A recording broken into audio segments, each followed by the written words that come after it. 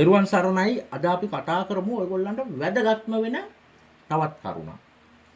ඔයාලගේ ජීවිතවලදී සෑම මොහොතකදීම මේ ආදරය කියන දේ තිබිය යුතුයි. ආදරය තිබුණොත් තමයි දෙන්නෙක් අතර ලස්සනට පෞල් ජීවිතයක් ගත කරන්න පුළුවන් වෙන්නේ. අපි බලමු ලස්සන පෞල් ජීවිතයක් ගත කරන කෙනෙක්ගේ අතක පිහිටන සලකුණුත් එක්කම ඒ වගේම අහයාපත් ලෙස ගත කරන පෞල් ජීවිතය. ඒ කියන්නේ දරුඵල නැති පෞල් ජීවිත තියෙනවා, දරුඵල ඇති පෞල් ජීවිත තියෙනවා. දෙන්නගේ ආදරේ තියෙනවා නම් දරුඵලත් තියෙනවා. හරි.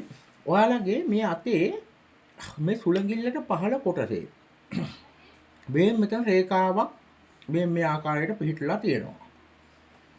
මෙහෙමත් රේඛාවක් පිහිටලා තියෙනවා, රේඛා දෙකක්.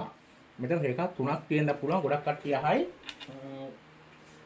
ආදර කතාවලදී දෙකක් තිබ්බොත් ආදර දෙකක් වෙනවද, විවාහ ජීවිත දෙකක් වෙනවද කියලා අහයි. හරි. මෙන්න මෙතනදී මේ රේඛාව මෙහෙම කපලා ගිහින් තියෙනවා නම් දරුඵල අහිමි කරනවා.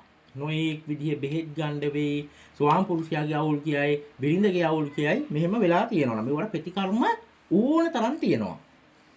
මේ රේඛාව හොඳට වර්ධනය වෙලා තියෙනවා නම් මේ උඩටම හොඳ දරුඵල තියෙනවා. ඒ වගේම සාර්ථක පෞල් ජීවිතයක් ගත කරන්න පුළුවන්.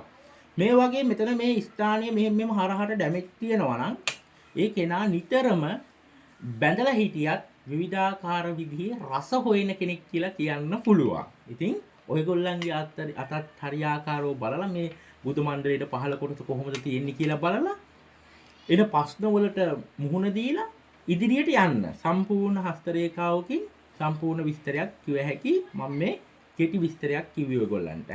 ත්වන් සරණයි. යහපතක් වේවා.